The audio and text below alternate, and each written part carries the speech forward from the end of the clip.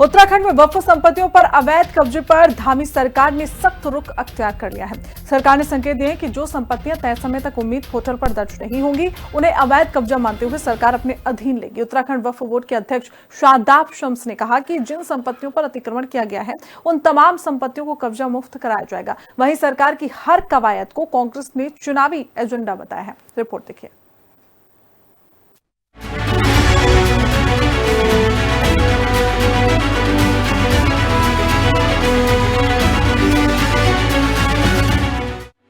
वक्फ संपत्तियों से हटाया जाएगा अवैध कब्जा। धामी सरकार की कवायद, कांग्रेस को शंका। वक्फ संपत्तियों पर अवैध कब्जे पर सख्ती, उन्माद फैलाने का एजेंडा, कांग्रेस बोली। उत्तराखंड में वक्फ संपत्तियों को लेकर धामी सरकार अब बेहद सख्त नजर आ रही है। सरकार ने साफ संकेत दिए हैं कि जो वक्फ संपत्तियां केंद्र सरकार के उम्मीद पोर्टल पर दर्ज नहीं होंगी, उन्हें अवैध कब्जे की श्रेणी में मानते हुए सरकार अपने अधीन लेने की कार्रवाई कर सकती है। प्रदेश में ऐसी वक्फ संपत्तियों की संख्या 4000 से अधिक बताई जा रही है, जिनका अभी तक पोर्टल पर कोई रिकॉर्ड दर्ज नहीं किया गया है। उत्तराखंड वक्फ बोर्ड के अध्यक्ष शादाब शम्स ने कहा है कि जिन संपत्तियों पर अतिक्रमण किया गया है, उन तमाम संपत्तियों को कब्जा मुक्त कराया जाएगा। उन संपत्तियों पर गरीब मुसलमानों के साथ ही अन्य वर्गों के गरीबों को घर, स्कूल और अस्पताल दिए जाएंगे।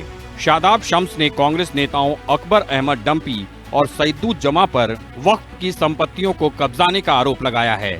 वहीं धामी सरकार की कवायद पर कांग्रेस ने निशाना साधा है। कांग्रेस का कहना है कि 2027 चुनाव को देखते हुए जनता का ध्यान मूलभूत समस्याओं से हटाने के लिए बीजेपी की सरकार समाज में उन्माद पैदा करने के अपने पुराने एजेंडे को आगे बढ़ाने पर उतर आई है। देखिए, वक्फ बोर्ड की 2105 औकाफ वक्फ बोर्ड के हैं, जिसकी लगभग 7000 संपत्तियां वक्फ बोर्ड में दर्ज हैं।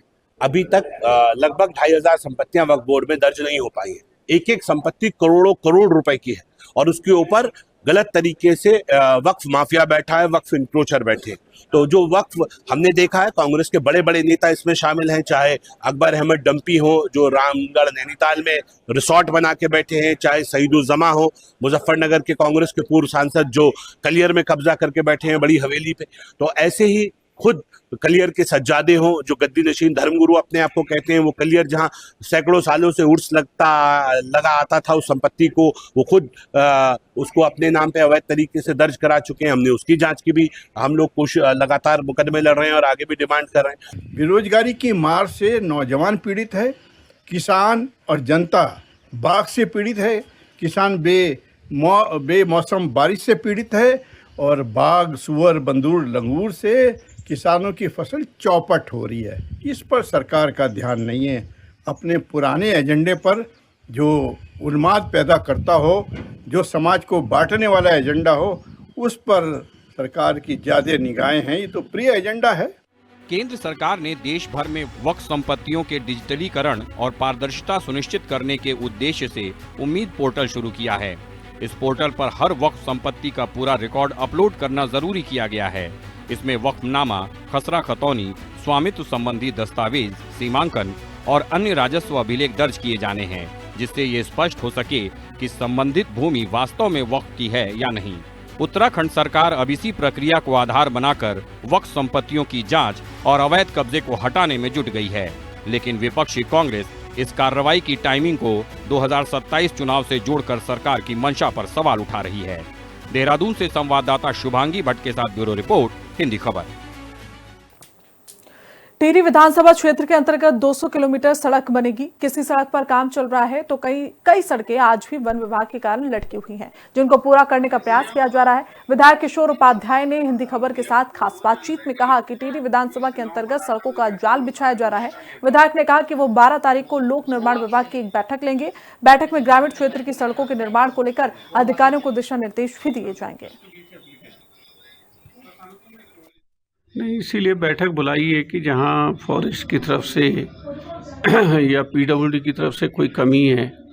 आप देखिए कि 2002 में जब ये राज्य पहली जो है वो बनी थी, हमारा राज्य बना, पहली चुनी हुई सरकार बनी, तो टिहरी विधानसभा में आपने देखा होगा कि कितनी सड़कें थी।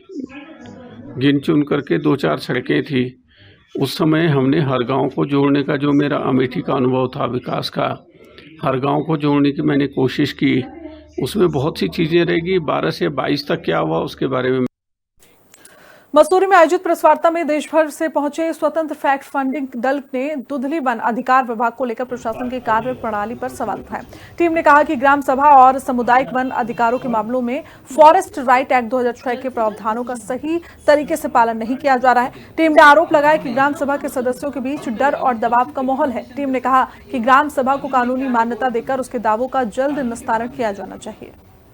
हमारा मकसद ये हमने जो देखा या समझा वो है कि उन्होंने वनाधिकार अधिनियम 2006 और उसका जो रूल्स है 2008 और संशोधित अमेंडमेंट रूल जो आए 2012 के तहत किया है। उन्होंने क्योंकि दुधली म्यूनिसिपैलिटी में आता है और सरकार के कानून और बाद के नियम भी बोलता है कि म्यूनिसिपैलिटी एरिया में भी ये कानून लागू होता है। तो म्यूनिसिपैलिटी के तहत ग्राम सभा की बैठक बुलाई गई थी। जसवीर कौर ने उस बैठक की चेयरपर्सन थी और उन्होंने उनकी अध्यक्षता से हुई थी। उस बैठक में ग्राम सभा के तहत वन अधिकार समिति बनाया जाता है। वो कानूनन है, वो कानून वही कहता है कि वन अधिकार समिति बनेगा। वन अधिकार समिति बनाने के बाद वन अधिकार समिति के तहत लोगों ने पूरा एरिया को मैप किया। पूरा एक प्रोसेस होता है उसका, फॉरेस्ट राइट्स एक्ट में पूरा लिखित में लिखा गया है, दिया गया है विस्तार से। उसके तहत उन्होंने पूरा क्लेम भरा है। एक इंडिपेंडेंट कमेटी के हिसाब से सारे स्टेक होल्डर्स से बात की। हम प्रशासन के भी कुछ लोगों से मिले और जो अफेक्टेड ग्राम सभा के लोग हैं उनसे भी मिले। और हमारा बेसिक रिकमेंडेशन है कि जो दावा किया गया है ग्राम सभा के द्वारा उस पर जल्द से जल्द फैसला FRA जो कानून उसके दायरे में किया जाना चाहिए। इसके अलावा हमने ये भी रिक्वेस्ट किया है कि जो सारे स्टेक होल्डर्स हैं एडमिनिस्ट्रेशन में वो कानून को फैसिलिटेट करने का रवैया अपनाएं और जो एक ऑफिशियल इन्वेस्टिगेशन भी हमने रेकमेंड किया है जो मिनिस्ट्री ऑफ ट्राइबल अफेयर्स है। केदारनाथ यात्रा अब इन दिनों भारी संख्या में तीर्थयात्री वहां पर पहुंच रहे हैं, लेकिन यात्रियों को परेशानियों का सामना भी करना पड़ रहा है। सबसे अधिक परेशानी यात्रियों को तब हो रही है जब उन्हें गौरीकुंड से लगभग 6 किलोमीटर पहले से झुंड में एक साथ भेजा जा रहा है। केदारनाथ यात्रा के पड़ाव सीतापुर और सोनप्रयाग का एक वीडियो वायरल हो रहा है। वायरल वीडियो में देखा जा सकता है कि एक साथ हजारों की संख्या में यात्रियों को केदारनाथ धाम के लिए भेजा जा रहा है और इस भीड़ में बच्चे, बुजुर्ग, जवान, महिला सभी शामिल हैं। एक साथ इतने यात्रियों को भेजे जाने से कुछ किलोमीटर आगे से गौरीकुंड के लिए शटल वाहन भी नहीं मिल पा रहे हैं और यात्रियों को यहां घंटों तक जाम में जूझना पड़ता है। वहीं गंगोत्री धाम में बढ़ता जलस्तर और जलवायु परिवर्तन अब आस्था और पर्यावरण दोनों के लिए बड़ी चुनौती बनता हुआ नजर आ रहा है। हर साल मानसून और गर्मी के दौरान भागीरथी नदी का जलस्तर खतरे के निशान तक पहुंच जाता है, जिससे घाटों और किसानों को नुकसान हो रहा है। वैज्ञानिकों के मुताबिक बढ़ते तापमान के कारण गौमुख ग्लेशियर तेजी से पिघल रहा है। गंगोत्री धाम के सचिव सुरेश सेमवाल ने कहा कि घाट करोड़ों लोगों की आस्था का केंद्र है और इन्हें बचाने के लिए प्रकृति के अनुकूल सुरक्षा कार्य जरूरी है। उन्होंने गंगा नदी में जमा RBM को जल्द हटाने की मांग भी की ताकि नदी का वेग नियंत्रित रह सके।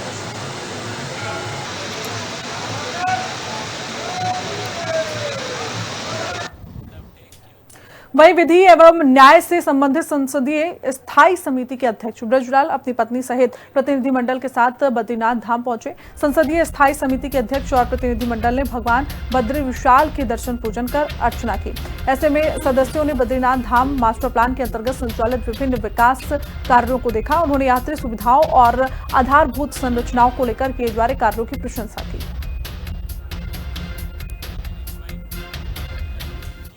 वहीं दिनेशपुर क्षेत्र में सनसनीखेज मामला सामने आया, जहां हरियाणा पुलिस की साइबर टीम और स्थानीय पुलिस उधम सिंह नगर के एक संदिग्ध घर में दबिश देने पहुंची तो पुलिस को देखते ही शातिर साइबर ठगों ने भागने की कोशिश की।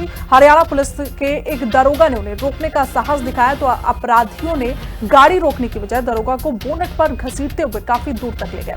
दरोगा गाड़ी पर लटका रहा और अपनी जान की गुहार लगाते रहे, लेकिन अपराधी नहीं रुके और उन्हें चलती गाड़ी से नीचे फेंक दिया। फिलहाल घायल दरोगा का उपचार जारी है और पुलिस की कई टीमें इन हमलावरों को सलाखों के पीछे पहुंचाने के लिए दबिश दे रही हैं।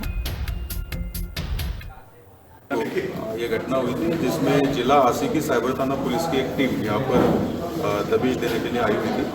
और इनके द्वारा सादे वस्त्रों में और बिना लोकल पुलिस की मदद लिए ही अपराधी का घर, क्योंकि उन्होंने पहले चिन्हित कर रखा था, तो वहाँ पर वो पहुँच गए थे और अपराधी को पकड़ने के प्रयास में थे। इसी दौरान अपराधी के घर पे काफ़ी ज़्यादा भीड़भाड़ थी और उसने मौके पर दोस्तों को भी बुला लिया और उसमें से एक गाड़ी में, दोस्तों के में से एक गाड़ी में बैठ के वो भागने की फिराक में था। इसी वक्त जो हरियाणा पुलिस के सहायक निरीक्षक है परलीन यादव, वो गाड़ी के सामने आ गए थे, तो इस वजह से उनको टक्कर भी लगी है तथा कुछ दूरी तक वो घसीटते हुए चले गए। बद्रीनाथ धाम से श्रद्धालु को वापस ला रही एक बस मुनि की रेती थाना क्षेत्र अंतर्गत शिवपुरी के पास अनियंत्रित होकर सड़क पर पलट गई। हादसे में 7 श्रद्धालु घायल हो गए, जिन्हें उपचार के लिए ऋषिकेश के सरकारी अस्पताल में भर्ती कराया गया। पुलिस ने किसी तरह बस में फंसे श्रद्धालु को बाहर निकाला। 25 श्रद्धालुओं को सुरक्षित रेस्क्यू कर गंतव्य की ओर भेजा गया है।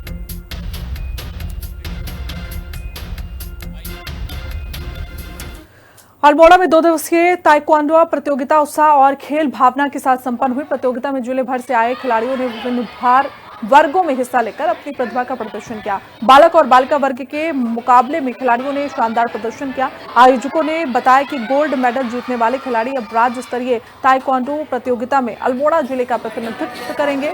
विजेता खिलाड़ियों को पदक और प्रमाण पत्र देकर इस दौरान सम्मानित भी किया गया।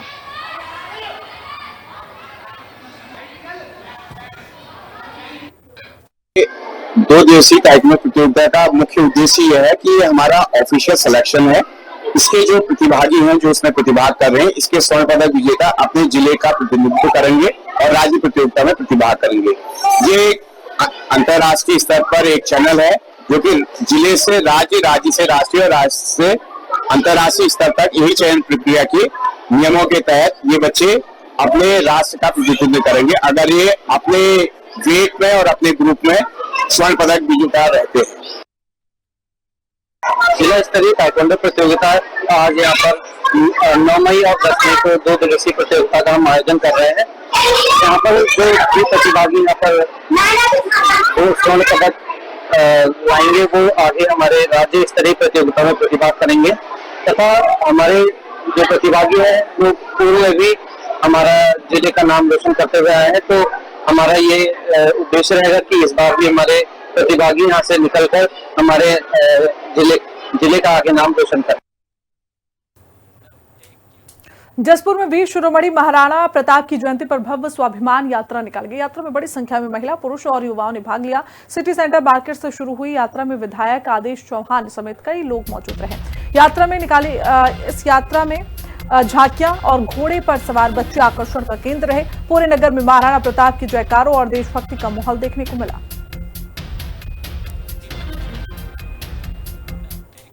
विकासनगर के हरवरपुर चौक पर वीर शिरोमणि महाराणा प्रताप की जयंती पर दीप प्रज्वलन कार्यक्रम आयोजित किया गया और इस कार्यक्रम में विश्व हिंदू परिषद, बजरंग दल और बीजेपी के सैकड़ों कार्यकर्ता शामिल हुए। सभी लोगों ने महाराणा प्रताप की प्रतिमा पर पुष्प अर्पित कर दीप जलाकर उन्हें श्रद्धांजलि दी और इस मौके पर बीजेपी के प्रदेश उपाध्यक्ष कुलदीप कुमार ने कहा कि सनातन धर्म की रक्षा में महाराणा प्रताप का विशेष योगदान रहा है। उन्होंने कहा कि युवाओं को महाराणा प्रताप के आदर्शों और सिद्धांतों से प्रेरणा लेनी चाहिए। देखिए, महाराणा प्रताप जी एक ऐसे महापुरुष थे जिन्होंने विषम परिस्थितियों में सनातन धर्म की रक्षा के लिए और सनातन संस्कृति की रक्षा के लिए किसी की भी पराधीनता स्वीकार नहीं की और हल्दी घाटी में रह करके घास की रोटियां खा करके उनका विरोध किया और उनके जो बलिदान था, उनका जो त्याग था, उनको कई प्रकार के प्रलोभन मिले, कई प्रकार के लालच मिले। उन्होंने उन सब का त्याग किया और सनातन संस्कृति की रक्षा के लिए उन्होंने कभी भी पराधीनता स्वीकार नहीं की। आज उनका जो बलिदान और त्याग था, उसके कारण आज सनातन पूरी दुनिया में अपना गर्व के साथ सिर ऊंचा करके खड़ा है। इसलिए हम उनको नमन करने आए हैं, उनको प्रणाम करने आए हैं। टिहरी से विधायक किशोर उपाध्याय ने कहा कि पाली गांव को अब अखरोट विलेज के रूप में विकसित किया जाने वाला है। उन्होंने बताया कि गांव में 500 से ज्यादा अखरोट के पेड़ लगाए जा चुके हैं। विधायक ने कहा कि इसी तरह अन्य ग्रामीण क्षेत्रों में भी बड़े स्तर पर पौधारोपण किया जाएगा ताकि स्थानीय लोगों को स्वरोजगार के अवसर मिल पाए। उन्होंने कहा कि अखरोट के साथ साथ अन्य फलदार वृक्ष लगाने पर भी जोर दिया जाएगा। इससे पर्यावरण संरक्षण के साथ ग्रामीण अर्थव्यवस्था को भी मजबूती मिलेगी और लोगों की आय बढ़ाने में भी मदद मिलेगी। तो पाली में हम लोगों ने और अमित उस क्षेत्र में काम कर रहे हैं, हमारे छोटे भाई, तो उसको अखरोट ग्राम के रूप में जो है वो विकसित करने का काम कर रहे हैं। उसमें अखरोट के साथ साथ हम जो इस तरह के जैसे नींबू है, जैसे अदरक है, उस तरह की भी जो है वहाँ पर फसलें लगाने का काम करेंगे, जिससे लोग अपने गाँवों की तरफ आ सकें। देहरादून में जिला समाज कल्याण विभाग द्वारा दिव्यांगजनों के लिए किए जा रहे प्रयास असर दिखाने लगे। गांधी शताब्दी जिला चिकित्सालय में संचालित जिला दिव्यांग एवं पुनर्वास केंद्र दिव्यांगजनों के लिए बड़ी मददगार साबित हो रहा है। यहां दिव्यांग प्रमाण पत्र बनने से लोगों को सरकारी योजनाओं का लाभ आसानी से मिल रहा है। स्वास्थ्य विभाग की ओर से हर बुधवार को दिव्यांग प्रमाण पत्र बनाए जाते हैं। विभाग के मुताबिक साल 2009 से अब तक जिले में 30,739 दिव्यांग प्रमाण पत्र जारी किए जा चुके हैं, जबकि 1,064 प्रमाण पत्रों का नवीनीकरण किया गया है। यहाँ जनपद देहरादून में पहली बार डीएम महोदय के निर्देश के क्रम में गांधी शताब्दी में हमको 4 कमरे मिले हैं जिला दिव्यांग पुनर्वास केंद्र संचालन के लिए। डीडीआरसी का मुख्य कार्य दिव्यांग लोगों की सहायता करना और राज्य सरकार की और केंद्र सरकार की जितनी भी लाभकारी योजनाएं हैं उनसे उनको लाभान्वित कराना है। एक वर्ष में जब से हमारा गांधी शताब्दी डीडीआरसी चला है, एक वर्ष में स्वास्थ्य विभाग के सहयोग से 600 नवीन दिव्यांग प्रमाण पत्र और यूडीआईडी कार्ड बने हैं और 250 नवीनीकृत हुए हैं दिव्यांग प्रमाण पत्र। हमारे जो दिव्यांगजन है उनको फैसिलिटी उपलब्ध कराना, उनको रिहेबिलिटेट करना, और हमारे स्वास्थ्य विभाग का कार्य है कि जो भी लोग आते हैं उनको अगर वो दिव्यांगता की श्रेणी में आते हैं तो सर्टिफिकेट जारी करना। तो उसी क्रम में अब तक हम लगभग 3,739 लोगों को जो है वो दिव्यांगता सर्टिफिकेट उसमें जो है जारी कर चुके हैं। और अगर हम रिन्यूअल की बात करें तो 1,064 लोगों का हम उसमें रिन्यूअल भी सर्टिफिकेट का उनका कर चुके हैं। तो एवरी वेडनेसडे जैसा आप जानते हैं हमारे फाउंडेशन गांधी शताब्दी हॉस्पिटल में इसमें बोर्ड हमारा बैठता है और जो कि वर्किंग वेडनेसडे होता है और लोगों को इसमें सेवाएं प्रदान की जाती है। इसके अलावा विकास नगर में भी हमारा जो है एवरी थर्स जो ट्यूसडे है वहाँ पर भी हम डिसेबिलिटी कैंप करते हैं और सर्टिफिकेट जारी करते हैं। तो 2 हमारी जगह ऐसी है जनपद में रेगुलर हमारे कैंप होते हैं। इसके द्वारा भी अन्य जो हमारे बहुत से शिविर लगते हैं उसमें भी हम जो है अपनी टीम के माध्यम से वहाँ पे लोगों को डिसेबिलिटी सर्टिफिकेट जारी करने का काम करते हैं। लक्सर में नगर पालिका अध्यक्ष संजीव नीटू की ओर से किसान झोपड़ी पर निःशुल्क चिकित्सा शिविर का आयोजन किया गया। शिविर में 150 से ज्यादा लोगों का स्वास्थ्य परीक्षण किया गया और इस दौरान हरिद्वार के संजीवनी हॉस्पिटल के विशेषज्ञ डॉक्टरों ने मरीजों की जांच कर दवाइयां भी वितरित की। जांच शिविर में वायरल बीपी की दवाइयां, जोड़ों और महिलाओं से जुड़ी समस्याओं का परीक्षण किया गया। नहीं बिल्कुल बंद नहीं। हमारे यहाँ जो पेशेंट आए हुए हैं वो हम लोग सर्टिफिकेट जो सुविधा देने के लिए आए हुए हैं यहाँ पे। हमारे यहाँ बहुत मध्यम क्लास के जो लोग हॉस्पिटल में विजिट नहीं कर पाते हैं, तो मध्यम क्लास के लोग हैं, कुछ बच्चे भी हैं उसमें, कुछ माताएं भी हैं, कुछ भाई भी हैं, तो वो लोग आए हैं। हम लोग जैसे मेडिसिन की सुविधाएं उपलब्ध कराई है उन्हें, डाइट की सुविधाएं उपलब्ध कराई है उन्हें, उनकी यहाँ बीपी है, शुगर है, उनकी सुविधाएं सब उपलब्ध कराई थी हमने। हमारा मेन कैंप लगाने का रीजन ये था कि कुछ लोग हैं जिनके पास सुविधा नहीं होती है हॉस्पिटल तक आने की, तो हम लोगों का ये था कि हम लोग घर घर जाके कैंप लगाएं। रिस्पॉन्स काफी अच्छा है पेशेंट्स का।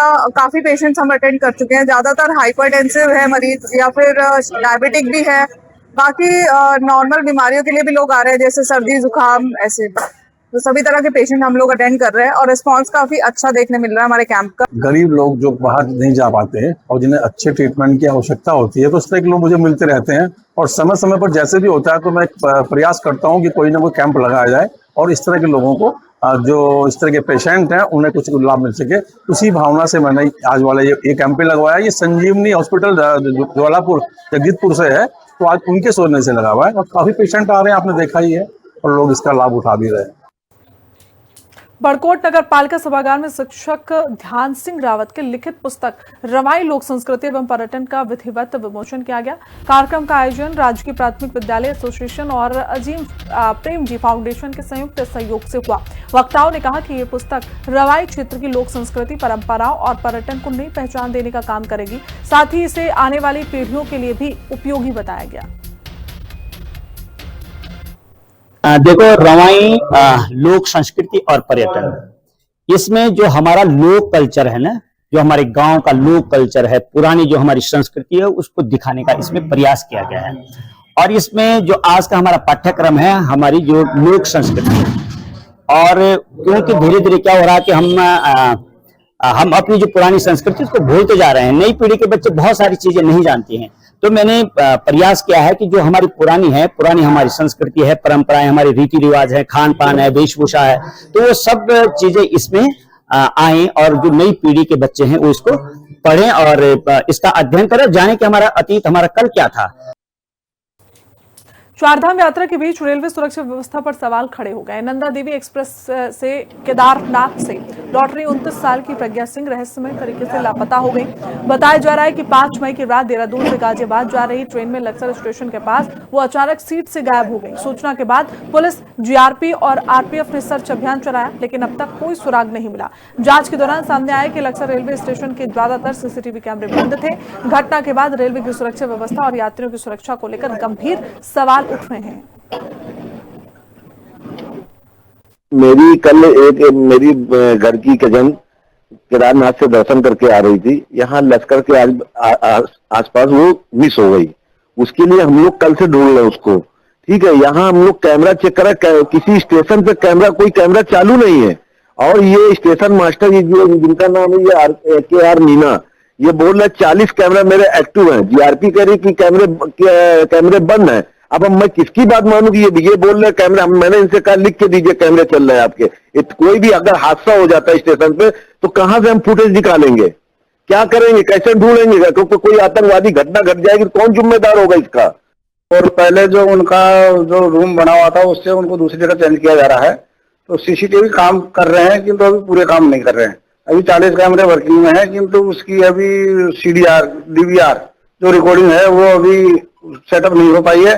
तो 24 घंटे से ज्यादा उसकी फुटेज अभी मिलना संभव नहीं है, ऐसा इंजीनियर ने बताया है मुझे अभी बात करने पे। इसके बारे में यही कहूँ। उसी को लेकर सर उसको अपग्रेड करने के लिए उसका रूम चेंज किया जा रहा है, कैमरे और लगाए जा रहे हैं और उसी के लिए वो काम चल रहा है, इसीलिए वो सेटअप चेंज किया जा रहा है।